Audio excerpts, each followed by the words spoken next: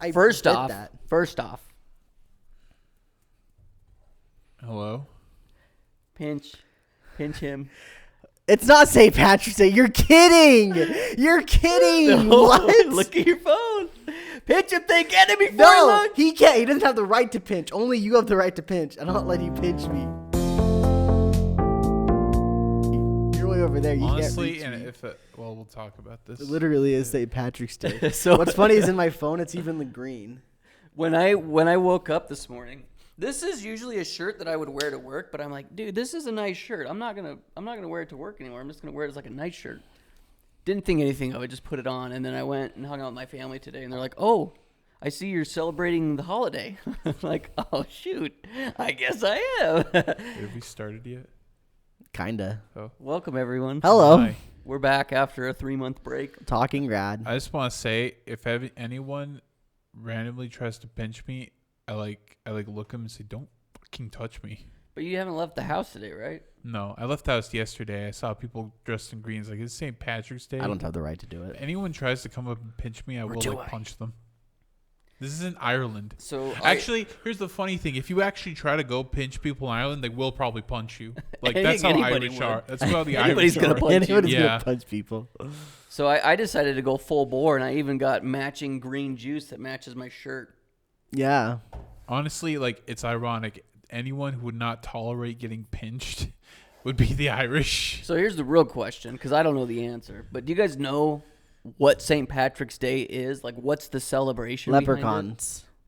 We celebrate leprechauns in their existence. Because I have no idea. I wanted to Google it with you guys if you didn't know. What's your either. green juice? It's called the Oh, Zip yeah. Fizz. It's just Oh, water yeah. with Everyone like a complaining on their powder. Discord where the episode is. There you go. Green powder?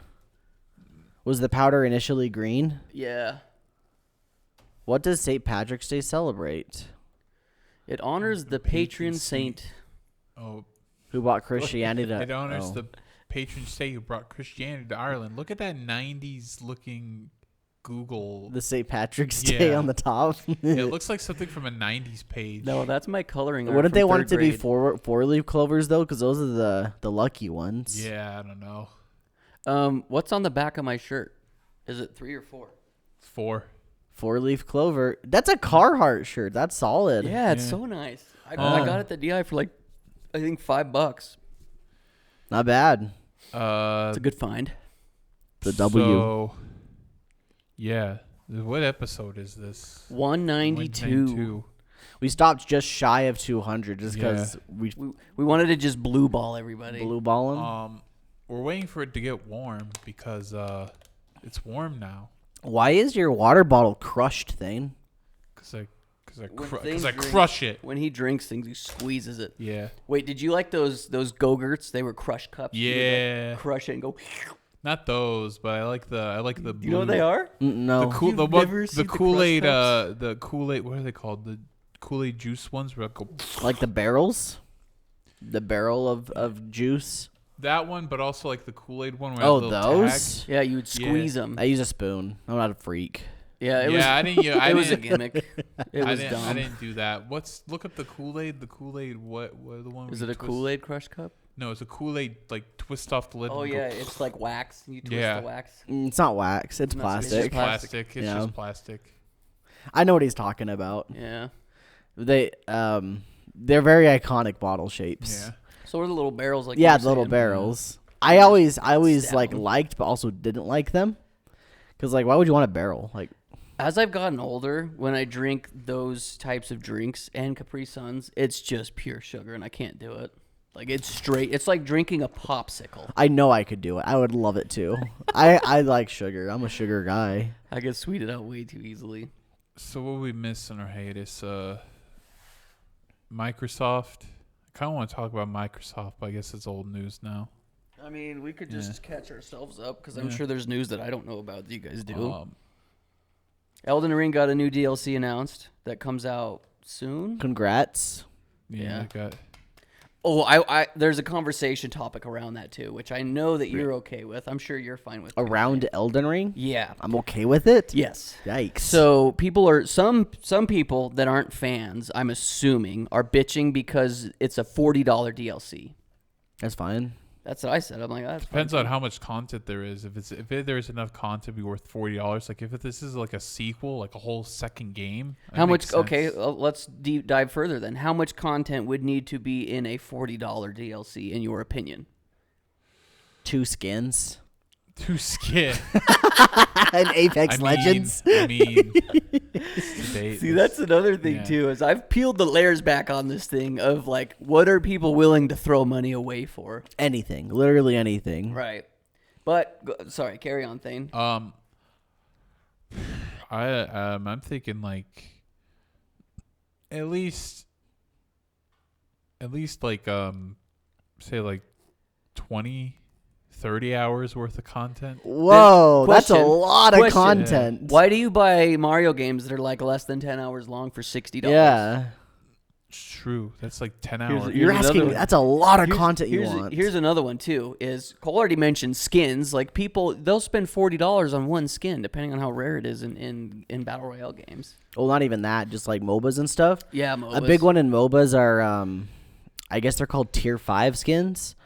I think that's what it's called in Smite anyway. I couldn't tell you what it's called in League. But they're essentially skins that like evolve as the game progresses. And so like you get like 4 skins in one. Yikes. Those were some words. And I think they typically range about $100 per skin of that. See, another one too that people have been like, it's like the Elden Ring community fighting against everyone else. It's really stupid. The whole conversation, in my opinion, is really dumb. But some of the Elden Ring people are like, "Did you buy Call of Duty Modern Warfare 3? That's DLC. That's a $70 DLC." Get 'em, Elden Ring people, get 'em. But I just always thought it's silly, and honestly, I don't think I've ever really thought about my time to money ratio until I had started living with you. Because you're very, like, I wouldn't say adamant, but you're very conscious. If I spend money, I try to get my money out of it. Right. So, actually, I've been thinking, like, I say 20 to 30 hours because they've been working on this DLC for a long time. And it's like, yeah, they could charge whatever they want for it. But if for how long they're working on it, I would think, yeah, it'd probably take But like 20 hours. That wasn't the question, though. The question was just, what do you expect? what It are doesn't you matter how willing to long somebody spend? spent on that's true. making it. This is my rationale. But like, Oh, yeah, I appreciate the rationale, but... I'm thinking like, if it's really good, like, yeah, you probably want to hear about it first, but it's like, I have faith in them, so it's like $40. Yeah, I guess it depends on the company. Like, oh, if you're paying $40 for just that much, like from an EA DLC, from an EA game, it's like, no. But from software. Let's go back in time. Okay? Call of Duty Modern Warfare 2, 2009. We're spending $15 a map pack? Yeah, which is like, what, 6 maps, 7 maps? No, I think you only got like 4 to 5 maps, Oof. potentially 5. I think 5 is pushing it, but... Yeah. There was 3 map packs per DLC, Here's I would another say, thing. or per game. Here's Maybe 4. Here's another thing. Rare releases an N64 game on Xbox Live Arcade back in the day, $15. You want to play Banjo-Kazooie? $15. Yeah, Perfect true. Dark, $15. Yep. Eventually, they bundled them into the Rare Replay, Yeah, but it's like $1 a game. yeah, Ooh, $15.90. 5 maps. 5 maps. So it's $3 a map. Which, if you break it down, that's really not that bad. Is it? How much did the game launch with? I think 10. MW2. Launch maps. I guess it depends on the quality price ratio. I don't know how many off the top of my head. I'm going to say 10. Here's a nice wiki. That's not gonna help. I'm gonna Google as well over here. 8. Oh, it did say 8. Well, there's only 8 pictures popped up. How many maps did Modern Warfare 2 2009 launch with? Oh no, there's It's also kind of like today, like, no, there's more than like 8. 1, 2, 3, 4. I think it's like almost a month ago, 5, or 6. about a month ago. There's too many. I can't Was count it them all. Suicide Squad released? That Suicide Squad game, and people bought it. Even like the few people bought it, some people said it's not worth $70. It had a few fans, but a lot of people say it was not worth $70. And then you have Helldivers 2, which I'd say has like not as well endless replayability. Yeah, it has as replayability. It's only $40, and so it really just depends on quality. Like Suicide Squad, I would say has a bit more content, but like people just weren't having fun with it. Like it had a whole story to it. Helldivers 2 is just you're doing this for democracy. Go drop in. If I had to guess, going back to Elden Ring specifically, and funny thing, both of them are live service games, and which one people enjoyed, the one more people were having fun with. That was cheaper. Sneak in. I'm seeing the number 16. Yeah. So. Oh, as the base. Yeah. Yeah. Real quick before we go back to the Cole's map pack thing is, if I had to guess, this is probably the biggest From Software DLC they've ever done for a Souls game. I'm feeling like they're taking like where like Dark Souls 2 the most had 3 DLCs, and I feel like they just took content of like maybe 3 and 4 DLCs and just folded it into one game instead of releasing a bunch of DLCs. Yeah, like has it been 2 years since the game's been out? Yeah, about. Wow, that's crazy. No, well, actually, it's just been 1 year. I think 2. Two. I think it's close to 2. If not 2, it's close. I think it was February of 2 years ago. Oh wow. 2022. Oh wow. So yeah, if they've been working on the DLC this long, it's probably going to have a ton of content. Yeah. Anyway, going back to how you were talking about map packs. So if the number 16 is correct, I just did some rough math. $60 for the game divided by the 16 maps is $3.75 per map. Mind you, this isn't including the Spec Ops stuff and the campaign. Then times that by 5, it's $18.75 per map, or per 5 maps is what it would be. And so in theory, you get him for $3 off. But like I said, you're not including the campaign and stuff. So like equivalent wise of like content, I would say the number might be slightly high back then. But like in general, nobody really cared, right? Nowadays, like you guys are talking about with the content to the money, like, see, it's much harder to gauge than just like, here's 5 additions to your game instead of, oh, here's an entirely new game for your DLC. Because I'm assuming that's what this is going to be, the Elden Ring one. Yeah, it seems like it's going to be like an entirely new game, akin to like the Xenoblade stuff.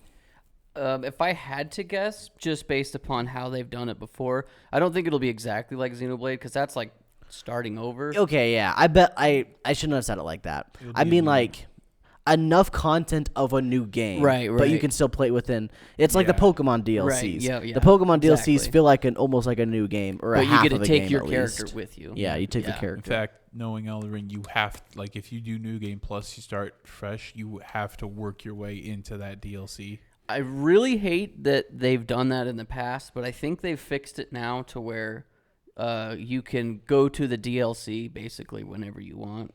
I imagine it's just going to be an area on the open world. Right. A new area just plopped into place. Unless it's like real early, like, oh, just do a few of these things and then you're there.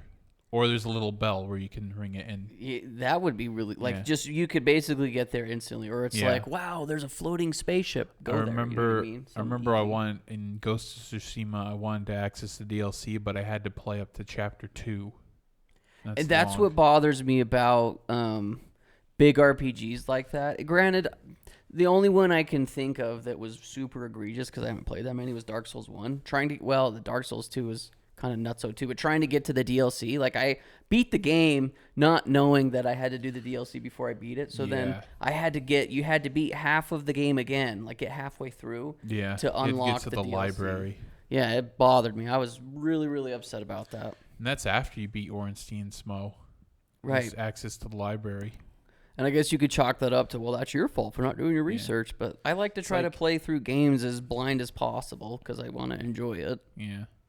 So I guess to like wrap up the conversation on what do you like the money / value thing, I think what it comes down to is what do you value it, right? Yeah. Because like I'll drop $20 on an Apex skin with no remorse. I just dropped $70 for Dragon's Dogma 2, having faith that it'll be an amazing game.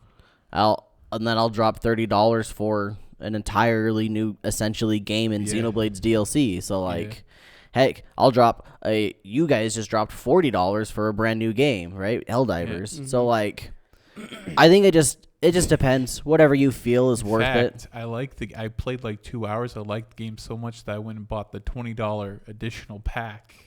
It's like, I want that because I like the game. Yeah.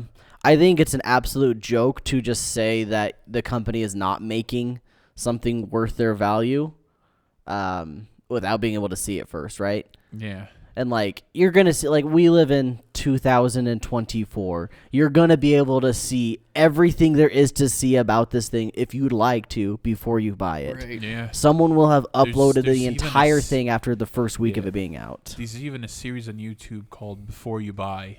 Yeah. It's just a review totally. show. Like, It's what it is just a review show, but they say, hey, great Yeah. freaking name, by the way. Every Yeah. time I see those pop up, I always just think, They did. Yeah. good job, dude. You did it. Same thumbnail. Oh, yeah. So it's easy. perfect, Yeah. dude. It's literally perfect for what they got going. It's awesome. Yeah, so when it comes down to it, how do you value stuff yourself? Well, you even made an entire video talking about this. I mean, you kind of encapsulated the whole thing within the video, but I remember you asked me, you said, this was before you made the video, you said, how come I'm willing to spend $70 to gamble in Apex, but then spending money elsewhere is like thinking about buying a $70 game versus dropping $70 in Apex. Like, why is it easier to do one over the other? Because I still feel the same way where it's like, damn, that's a brand new video game. Do I really want to drop this money on it? But then I'll go buy $10 in Fortnite, $10 in Apex, $20 in COD. You know what I mean? Yeah. And I've come to a conclusion on that recently, actually. It's the idea that you've already invested time into something. So it's like, cool, I invested all this time. Now I can get more value out of the time I invested rather than, ooh, I'm going to drop $60 on a new game that I don't know if I'm going to enjoy, that I don't know if I will be investing this time into. So I think that's where it comes down, the return on the investment, essentially. Right. And that issue in and of itself is why I love Microsoft Game Pass so much right now, because I'm basically paying a subscription to try all of these, and they have lots of brand new games that get put on there all the freaking time. And it's nice because I don't have to spend all of this money to try out a game and potentially hate it. Yeah. Which I really, really, really like that so much. I had another thought too. It's gone. Segue. Speaking of buying a game that you just really hope you're going to really enjoy to find out you just don't know if you like it as much as you'd like. Now, this is kind of beating a dead horse for these two guys, but anybody that hasn't heard being these two guys, I'm going to talk a little bit about Final Fantasy VII Rebirth. I've got a very big love-hate relationship with this game. I think I'm about 10 hours in at this point. And I do plan on beating it. Like, it's almost at the point where it falls back into the I put the money in, I guess I'll finish it kind of a thing. There's so many things that I love about this game, but there's so many things I hate about this game. And I boiled it down to the two things that I dislike is that the open world segments of the game are bad. I think they're just bad. I don't think the world is designed well. And I really don't think the movement is good. Really, I think that's the worst part. I think you could look past the open world design if the movement was better. But it's bad. It's really, really bad. But it's interesting because it's got elements of some of my favorite games, right? I mean, you literally walked in on me playing Yu-Gi-Oh! I mean, just a card game inside the game. I love the card game within Final Fantasy VII Rebirth. It's very addicting. I play it every single time they let me, essentially. And then, like, the open area exploration is very reminiscent of Xenoblade. It's really dang close to Xenoblade. It's just the maps aren't that fun to explore because of the movement, as well as I don't think the maps are just exciting in general. I don't think they're that well thought out. It almost seems like the standard, all right, just hit the auto. Is it open world or open area? It's open area. It's like Xenoblade. Oh, okay. It's like, you know, Xenoblade. You start in Colony 9, and then you go through Tephra Cave. It's very similar. Okay. You start in a giant open area, then you go through sections to take you to other open areas. Very similar. I think that is honestly for me, because I've played a ton of open world games, it can make or break. Granted, I've played more open world games that are good when it comes to fast travel. Not necessarily fast travel, but just getting around the world in general. I still think the game that has done it the absolute very best is Tears of the Kingdom. I think they've made the movement in that game incredible. Feels good. Because you literally can do whatever you want. Whereas in Breath of the Wild, it was fast travel and horses. That's all you had. Where in Tears of the Kingdom, they're like, yeah, we'll put the horses in the game, I guess, but you're never going to use them.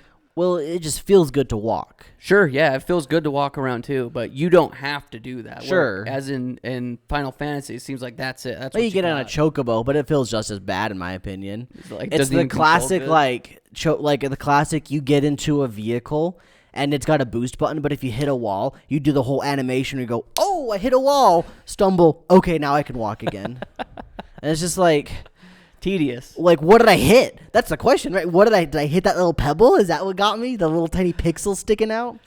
I keep bashing on it, and I bashed on it to you guys, especially Thane today while he was in watching me play. I was just bashing it. That said, there's a bunch of things that I love about it. I think the combat is some of the best hack and slash combat I've ever played. I don't really like hack and slash combat much to begin with.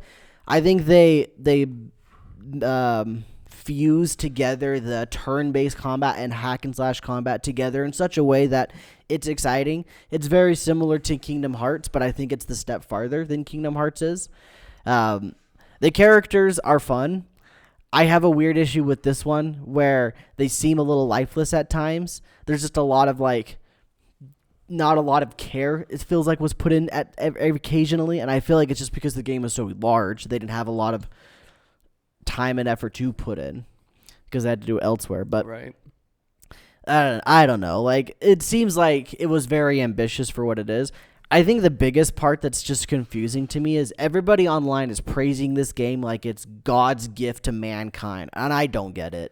I wonder if it's because I've seen reviews on it too, and these are from fans of the original, and I think a lot of people really like what they've done with the story and the characters, and that's probably what has kept them going. That's why I'm playing, well, that in the card game, but I'm playing it because I want the story. There's story moments I'm like, let's go, this is so fun, but I don't know, there's not a lot else keeping me wanting to play this game. When we get to the open segment areas, I might do a side quest or two, but the first thing I do is look for the people to play cards with, maybe wander around to do some side quests, because hopefully they lead me to other people to play cards with, which happened today, luckily.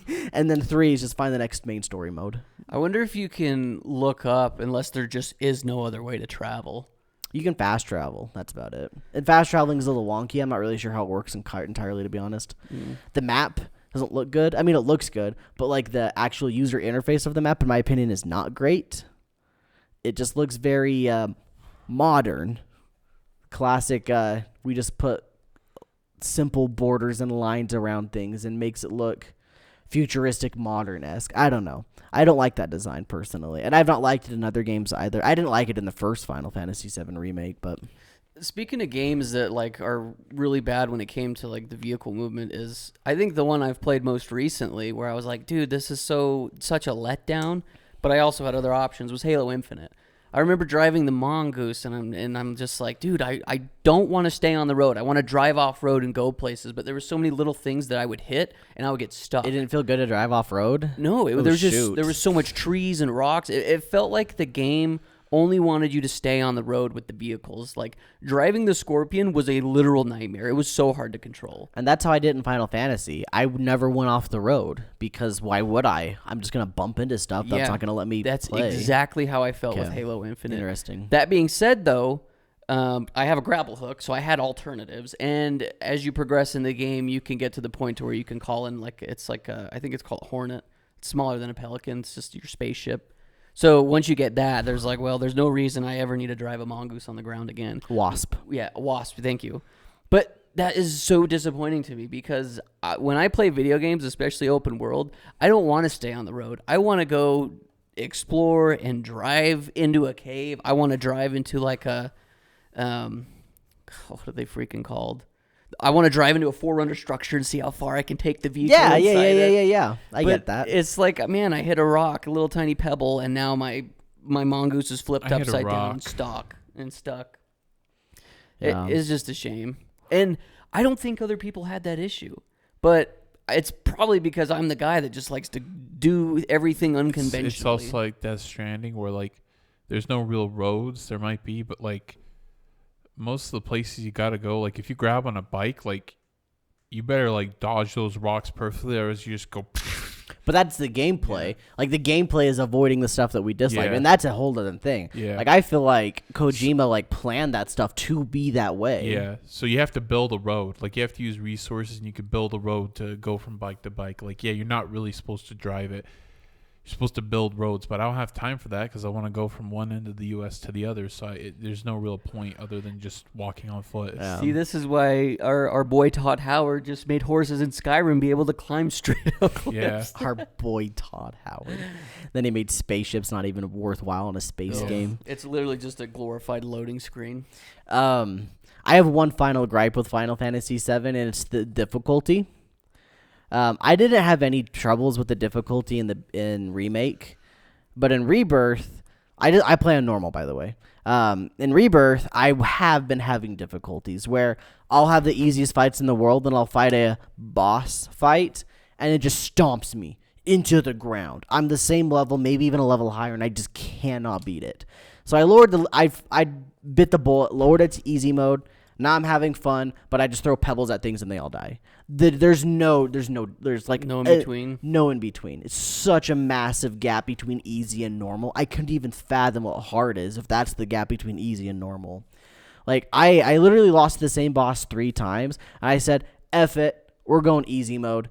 And I just touched him like 3 times and he was dead. I'm like, whatever, guess that's how I'm playing the game now. That's such a shame because I feel like modern video games have had enough time to figure out the difficulties. Like I think about some of the most recent RPGs I've played where like it was fine. Like Xenoblade, I guess, for example, the medium feels fine. Like it's beatable. You can beat it. And I didn't have that issue with Remake. It's just Rebirth, and I don't know. I just don't get it. But that's my rant on Final Fantasy VII Rebirth. My quick 10-hour review. I could be a games journalist because I played the game for 10 hours. I can review the whole game, right, from start to end, right? Yeah, there you go.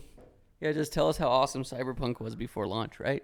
Get us to buy buy the the great. Game. It's a good game. But go buy that game. I remembered my thought too, going back, kind of tying all of this back together to the whole money thing.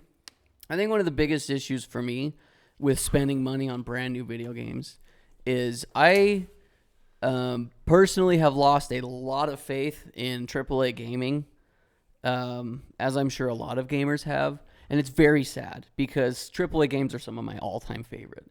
But, man, it's just L after L, it seems like.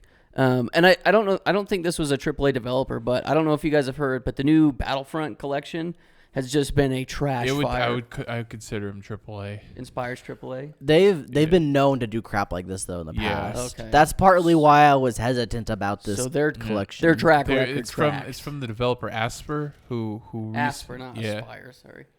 I don't know how you spell it. Aspyr. Aspire. Aspire. I guess would say Aspire. Yeah, I've heard people say Aspire. Okay. Well, anyways, they Aspire aspired to shovel out half-baked remasters. They did. Apparently, they did a lot of effort for the Tomb Raider, but it's like that weird GTA Definitive Edition where they just smoothed out all the pixels. Didn't they do that? That was them? I'd have to look that up. I thought that was just a Rockstar studio, but now that I'm curious, I'm going to look that up. Shoot, I don't know if it was them or not. I couldn't tell you off the top of my head what they've done. But yeah, I've looked them up, and all they've really done is just ports and remasters. Yep. And who owns them? Or are they their own company? Embracer. Okay. Who's that? You don't know who Embracer is? Embracer's They're the guys humongous. who bought Eidos from Square, the whole Eidos division from Square Enix, because Square Enix wanted to focus on NFTs. And Eidos did Max Payne? No, that's Rockstar. What a sentence you just said. Square Enix wanted to focus on NFTs. No. Oh, so it's true. It's true. That's sad. No, GTA Definitive Edition was a Rockstar studio called Grove Street Games. Because get it? What's up? I'm CJ from Grove Street. Oh, got it. Yeah. I get it. Yeah. So there's been a few egregious things that I've learned about this new Battlefront thing. Besides preying on people's nostalgia, they have goofed. Apparently the devs In the trailer, they used footage from a mod Correct. that a modder had made, and the modder caught them, and he's like, "Bro, what? You didn't even credit me." So then they had to make a statement saying, "Oh yeah, sorry, we didn't know the trailer we made. We didn't know." And then they came out and said that the version of the game that they released on PC was the wrong version. That's why it was so buggy. God. I'm like, are you kidding me? You guys are such liars, dude. And also what about the console version with no multiplayer? I didn't know. I didn't even hear that. I heard that the console versions don't even have multiplayer. It's so sad because I feel like the Battlefront series it was so good, but now it just gets dunked on. Yeah. It's literally become just a shell of its former self. First Battlefront 3 got canceled because like pandemic shut down, and also, well, whoever that was supposed to development, I think they got shut down, and then LucasArts, then Disney got bought by LucasArts, and LucasArts got shuttered, and then the Battlefront IP went to DICE, owned by EA, and then they made two, I wouldn't say craptacular, but average games. They had a lot of issues surrounding Yeah. them. Controversies. And even then, like, it even tried to make it up by like, oh, those in Battlefront 2 is like, oh, those Jedi that take millions of hours to unlock, they're all free now. But by that time, the game was pretty much a graveyard, a ghost town. So, Looking up their history, literally all they've ever done is ports. They've not really done their big. I anything. think their biggest one was Tomb Raider 1 through 3, but all they did was smooth out the graphics and like make it playable on consoles. They've been porting things since like the early 2000s, like and a lot of Mac ports, and like Call of Duty and stuff. And their big, I remember their biggest project that they revealed that has like been in development hell for a while, that nobody's sure of the status, is the Knights of the Old Republic remake, a full remake. Oh, that's them doing it? Yeah, that's them doing it, and we have not heard since. Like, ever since that trailer dropped. I remember the trailer. Like, we have not, no one has heard anything from it, and it's like, kind of got the wrong guys to do it. Well, we don't have a lot of faith now. Yeah. Not at all. Should have got Blue Point.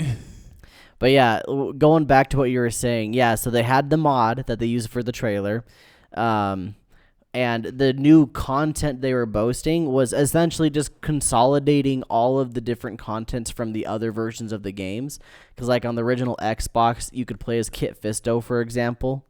Was it DLC? It might have been DLC. Yeah. I'm not sure what it was. I just know it was on Xbox exclusively. That's in there. The PC version of Battlefront 1 or 2, I don't remember which one, had like Bespin or something, and you couldn't play that on the console, so that's going to be in there. You know, it's kind of just, like I said, a consolidation of everything. Back to what Thane was saying, how the consoles didn't have multiplayer. Don't quote me on this. I was the one that gave him this information. Okay. I don't know for sure if this is exactly what it is. From what I understand, there was 3 servers up when on the PC that popped up, and those 3 servers were essentially all they had to play on.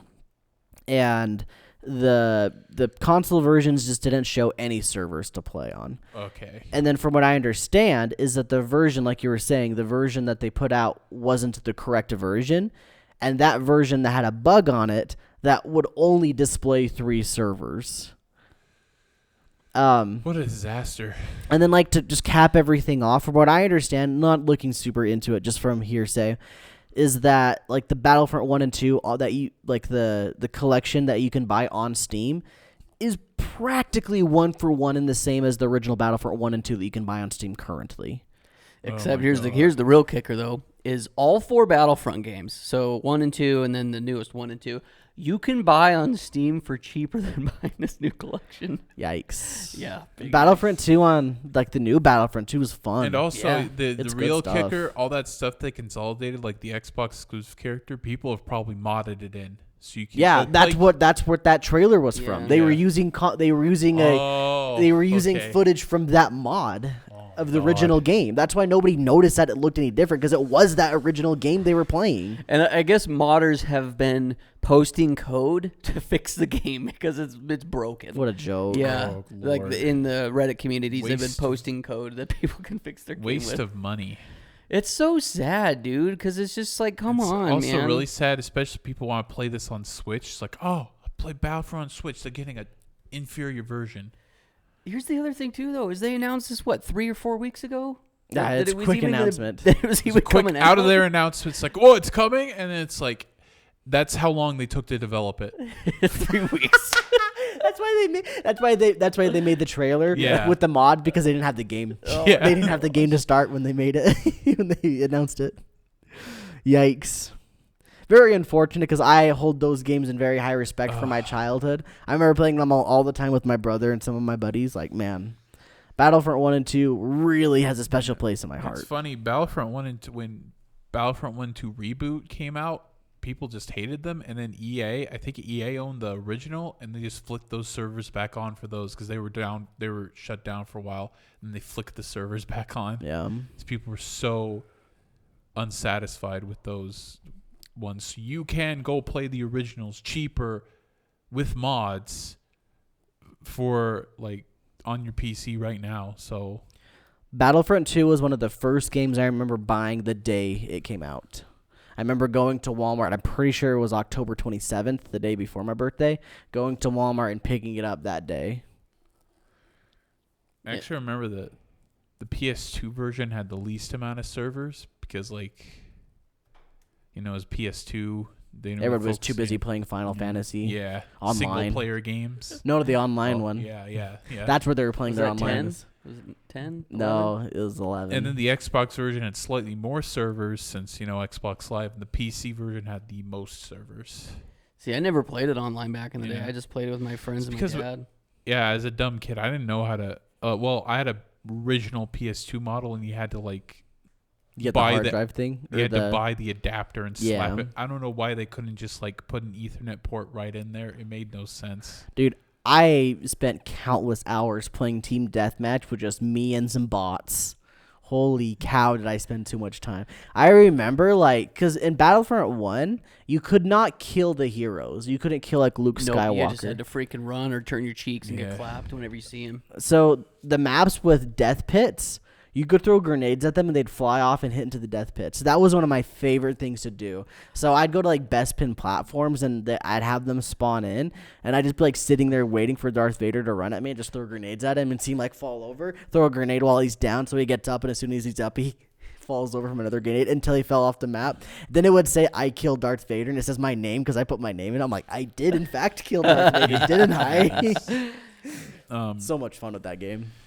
Yeah, it's funny, like, they made the slim version of the PS2, and that had an Ethernet port in there. It's like, why doesn't the bigger version have just an Ethernet port? The big version, like, you have to, like, slot in that thing, you know? Yeah, you had to pry off. It's got a hard drive, too, in it. Yeah, It's got a hard drive and the Ethernet. Pry off the thing in the back. Like, it was on there. She had to go, like, I think because of that hard drive, you have to have the big. Don't quote me on this, but I think you need the big one to play like Final Fantasy 11 online. yeah, well, yeah, of course. So you can have the hard drive. Yeah, because that's the only thing you buy with the Ethernet port in it. It's like the only way to have the Ethernet But port. I don't think you can. Don't think you could have played Final Fantasy 11 online on the Slim. Is what I'm saying. I think it needed the hard drive too, because I'm pretty sure there was a version of that game that came with that hard drive thing. MJR and Reggie actually just did a recent video talking about it. They mentioned that. You're kidding, really? No, I'm not kidding. I did not watch this video. I don't know the exact details, but that's exactly what Reggie was talking about. Was like, I don't know the wording, so, something similar to what you just said. But yeah, they showed the hard drive, and they're like, because of this was how you could play the Final Fantasy, like the really big stuff. Yeah. Which I didn't know that. I didn't even know that the PS2 had a hard drive, because all I ever knew was the memory card. It also kind of makes sense why they wanted to port Final Fantasy 11 to Xbox 360, which a better console could handle. It was on 11. PC too as well, wasn't it? Yeah, Okay. it was. I was gonna say, putting your faith in an entire MMO on a PlayStation 2 just sounds dumb. So I know. it's smart that at least it was on the PC. I don't know if too. it was cross-platform either. I don't know if they just had separate servers, but I'm also surprised that they released 11 on the PS3. They just released it on 360, called it a day. And I don't know. I lost my train of thought. Going back to how you were complaining about how the original didn't have an Ethernet port, though, like that was literally the transition period in gaming. I mean, save for everything needs an Ether port well, or a save Wi-Fi for the adapter. the Dreamcast, which It was there. Yeah. Oh yeah, it was there. Yeah. Fantasy Star Online, baby. Yeah. Fantasy Star Online, baby. But And the web browser. And the web browser. I think Xbox is the one that really solidified that. The but web- they're PC gamers or PC makers. The so web they knew. browser needed a separate disk though, so if Well, you didn't have that disk. You know, like the connection between the Dreamcast and the Xbox, right? Mm-mm. The Dreamcast runs on a modified version of Windows 95. Oh, I didn't know that. Oh. And so that's why Sega essentially went with Microsoft when they stopped making consoles. They put most of their stuff onto the Xbox before anything else. That's why like Shenmue 2 is on the Xbox. Because they're like, yeah, we're already doing biz with them already, might as well. I think having Shenmue 1 and 2 on both PS2 and Xbox could have probably helped that franchise. Let's be honest, that franchise was kind of you're feeding tofu to a cat, like. Yeah. Let's Well, be it was honest. ambitious for the time, and if it would have gotten the, It wouldn't let you. That's what I tried to do as Yeah. a kid, though. if it got more ambitious for the time, like it would have gone somewhere and we could have had the full story by now. But you go back and play it today, it's like, wow, rough. I know I played all three. But Wait, you've played all like from start to end? no. I played Shenmue 1 all the way through on a stream, and then I played Shenmue 2, got halfway through, never finished it, and then I played like the first 2 hours of Shenmue 3 and haven't gone back. That man wanted to make 6 of those. Oh God. It would have worked back then. Like I don't think people liked it back then. yeah. Well, no, people loved it back then. There were fans, but like it just didn't have an audience. It's Like, one of those that like a guy comes up with a great idea for something and he implements some incredibly cool tech, but when he releases it, he just didn't have these other crucial things in mind, like Yeah. a well-written Fun. story. oh, it had a very well written story. You think? Yeah, I thought the story was fine. All I remember thinking is how stoked you and Thick were for Shenmue 3, and then it came out, and you're just like, what the hell is even that? You Yeah. backed it on like Kickstarter, Yeah. and it came like 2 years later after you backed Yeah. it, right? Yeah. And the it's box like- and I everything. was living with you guys when it showed up, Yeah. and it came in that box, and the box is like Shenmue 3 because you had to like post it up on your Yeah. like thingy for a while. yeah. Oh man, yeah, really cool tech in that game, but man, was it a game that wasn't really a game. Thane, don't feel Yeah. bad. I'm a Halo fan. Hey, don't feel bad, Thane. I like Pokemon. Hey, here I got. We've all got our Here's the thing. vices. I got a better Shenmue. It's called Yakuza. Yeah, Yakuza's actually a good game. Yeah. I don't need to play it to know. Yeah. I finished Zero recently. It's very good. Is Zero a turn-based one or the action No, one? it's beat 'em up. I think if I ever play Yakuza, I'm just gonna go right to Like a Dragon and then I not don't even think you have bother to with know the. much, except for Infinite Wealth. You kind of have to know Kiryu's. If I ever play Character. Yakuza, I'm just going to play one and call it a day. I'll play one, say I played them all. I'll do Like a Dragon, call it a day because I know that's Say- turn-based. Just play Zero. It's like, yeah, I played them all. I mean, it's a beat 'em up, right? Like, they don't Yeah. change other than the story. Like a Dragon's turn-based. That's why I'm interested Yeah. in that one. It's action turn based. Like when you hit an enemy in towards your friend, he'll do this. Like they'll combo it. And that engages the click buttons, the menus. Yeah. Or something like that. That pulls up the but fighting for menus? Infinite Wealth, Kiryu, he has Yes. a dragon meter where like at first he's turn based. When you activate the dragon meter, he just runs around the field and goes and just beats up everyone. Do you have to control that? Yes. Okay, I don't want to play the game. Oh, come So- on. Just kidding. I've been brewing this video in my head for years and years and years, and I want to pitch it to you guys now, and I guess the audience they're listening to. Hello. I want to do the video titled "Why I Don't Like Turn-Based Combat," and then I want to do a little sketch where it's like like I'm about to fight you guys or something, and then you just like go through an animation, we'll do whatever, and then you guys are like doing your waiting animations to fight, and I'll be like, "What the hell are you guys doing?" And you're like menuing and stuff. You walk up, just punch. Yeah. Hey, it's not your turn. It's Thane's turn. It's Yu-Gi-Oh. He's still trying to decide what he wants to do. And it's like, well, I have it set to active battle. Oh yeah, it just speeds through. Yeah.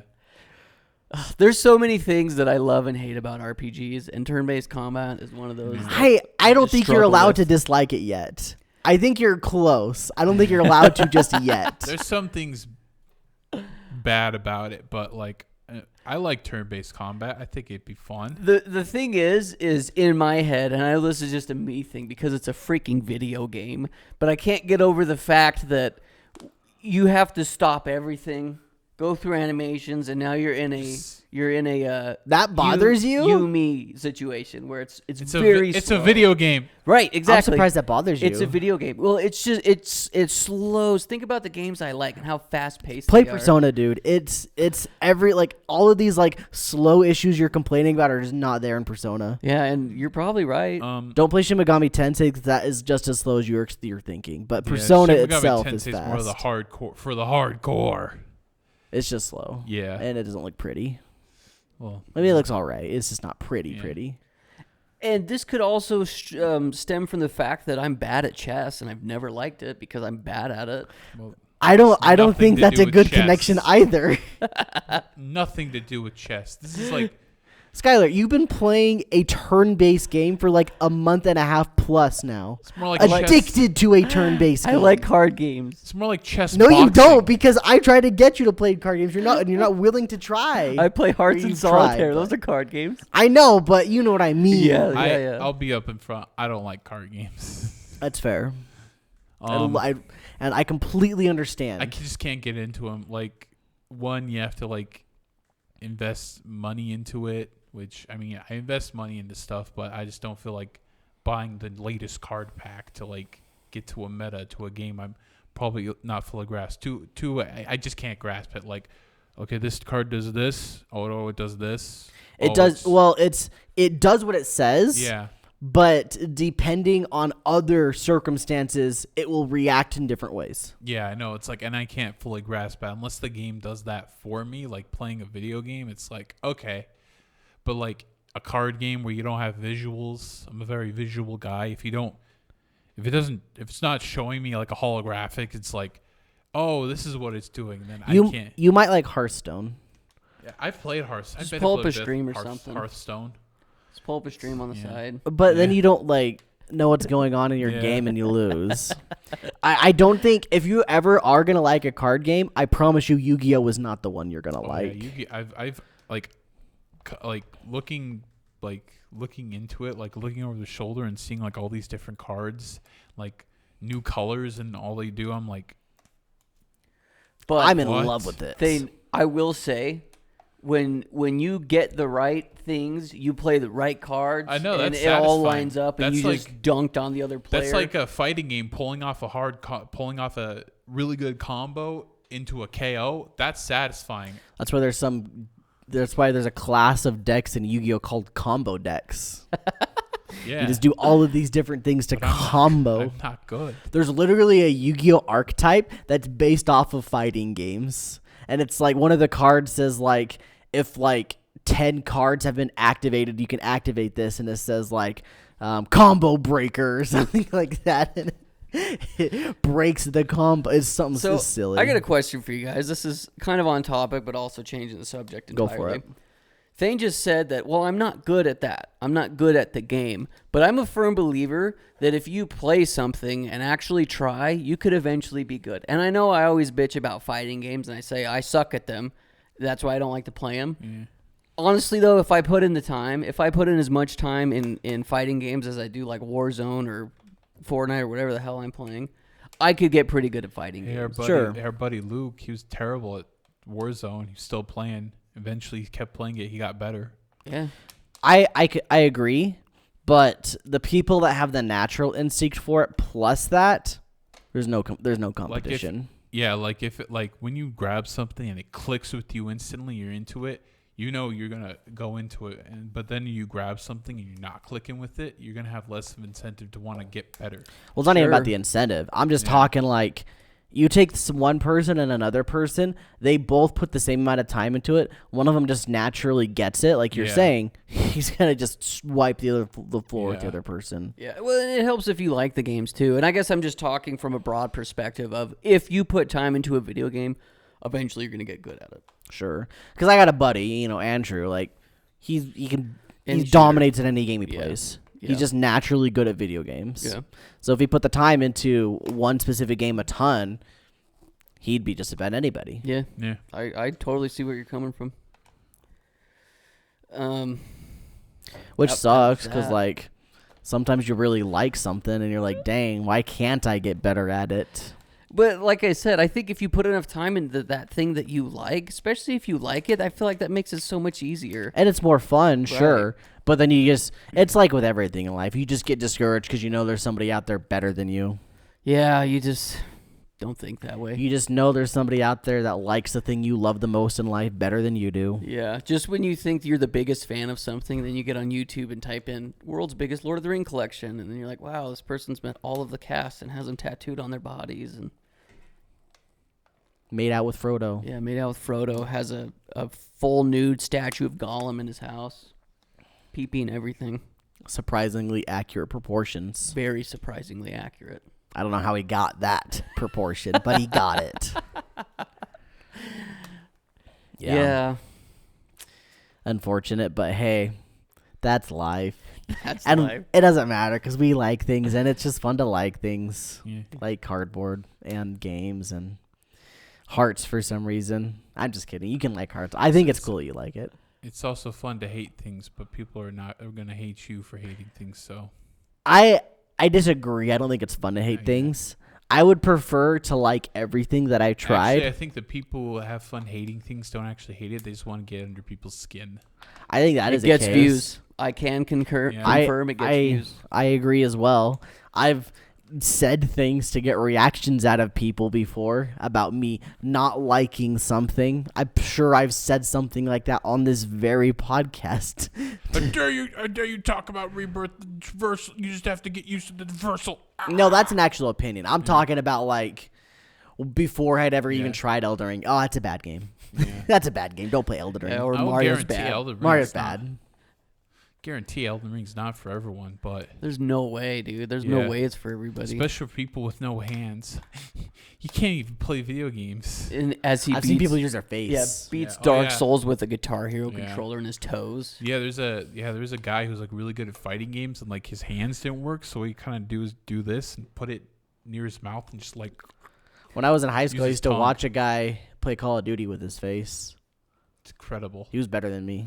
There's a guy who beat like one of the hardest bosses in Sekiro. His hands were like kind of like all deformed, and he just switched the button inputs and just like dominated the boss. And it's like, I guess if you find a way, you can do it. If you like something enough, Yeah. then you'll do it, right?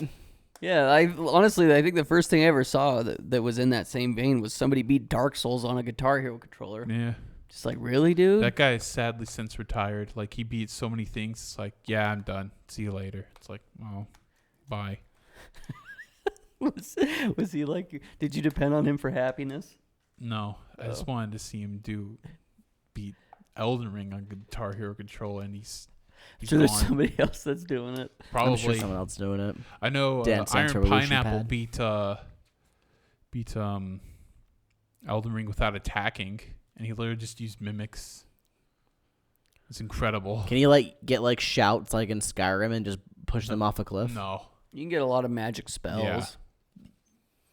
you'd have to watch the video. Like he did one without attacking, and I think he did one without leveling up, and he did one that was like incredible. And I just didn't know how he could do it, how he figured it out. It's like I can't even beat this game once, and you figure out how to do this. Blows my mind. Goes back to the age-old sentence that Cole just said. Somebody's better than you. Yeah.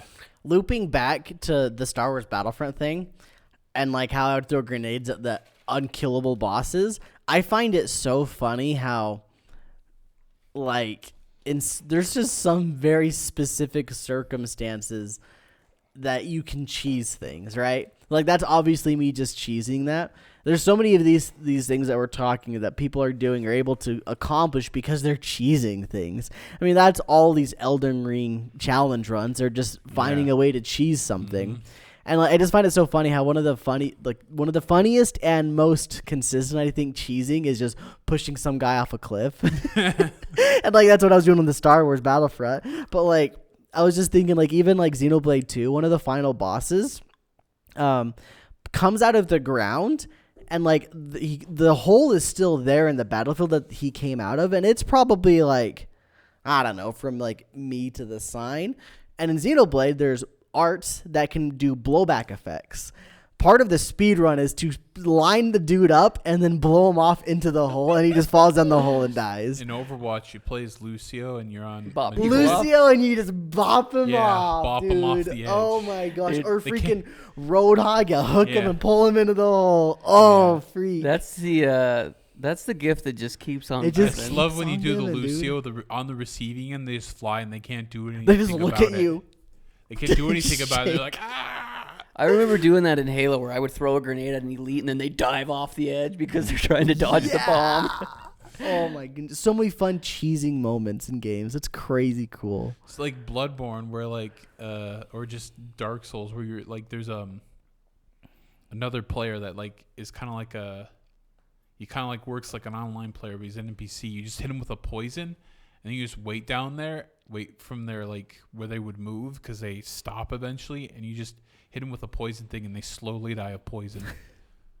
That feeling you get when you boop somebody in Overwatch or pull them into the hole with Roadhog is like the same feeling you get when you dominate somebody in like Yu-Gi-Oh or some other game. You're just like, oh freak! I literally shut this dude down. Dude, one of my favorites, going back to fighting games and how I don't really enjoy them, I love Smash Brothers. I loved playing as Donkey Kong and picking someone up and just walking off the edge. Or you Kirby smash someone, you pick them up with Kirby and you both die off the edge. Yeah. But you had two stocks and they had one, so you gamed on them. My favorite in Smash Bros. Specifically is spiking.